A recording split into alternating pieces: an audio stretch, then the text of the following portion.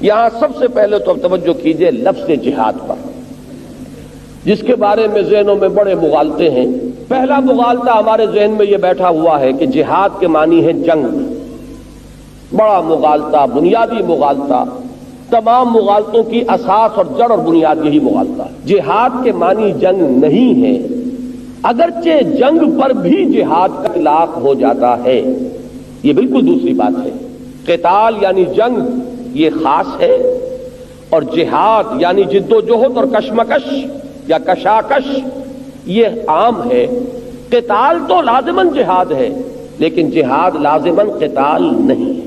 دوسرا مغالطہ کیا ہے جو پہلے مغالطے کا لازمی نتیجہ ہے کہ جنگ ہمیشہ نہیں ہوتی، اور جنگ جب بھی ہوتی تھی تو جتنے لوگ درکار ہوتے تھے اگر وہ نکل آتے تھے تو باقی سب کی طرف سے وہ ذمہ داری ساقط ہو جاتی تھی۔ وہ گویا کہ کفایت کر رہے ہیں اس حکم کی حد تک، لہذا ہوتے ہوتے وہ تصور ذہن میں بنایا فرض کفایہ کا کہ جنگ جو ہے فرض کفایہ ہے۔ چنانچہ جب جہاد کے معنی جنگ ہو گئے تو ہمارے ذہن میں اس کا تصور فرض کفایہ کا ہو گیا۔ اور تیسری چیز جو سب سے زیادہ اس معاملے میں تکلیف دہ ہے، جو ہمارے ذہنوں میں بیٹھی ہوئی ہے، وہ یہ ہے کہ مسلمان کی جنگ ہر حالت میں جہاد ہے، جہاد فی سبیل اللہ ہے۔ یہ بہت بڑا مغالطہ ہے، اور اسلام کو بدنام کرنے میں اور اس مقدس اصطلاح کو بدنام کرنے میں اس تیسرے مغالطے کا بڑا دخل ہے۔ جن لوگوں کا ایمان صرف نوک زبان تک ہے وہ بھی مسلمان تو ہے، تو مسلمان جو ہے، جو قانوناً مسلمان ہے، وہ ظالم بھی ہو سکتا ہے، وہ چور بھی ہو سکتا ہے، وہ فاسق بھی ہو سکتا ہے، وہ زانی بھی ہو سکتا ہے۔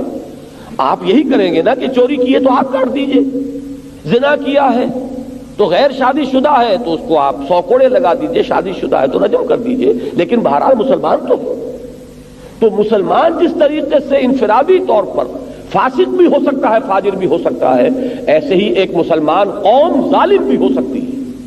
وہ صرف اپنے غلبے کے لیے دنیا میں جنگ کر سکتی ہے، وہ صرف اپنے اقتدار کے لیے خوریزی کر سکتی ہے، وہ اپنا امپیریلزم پروموٹ کرنے کے لیے خوریزی کر سکتی ہے۔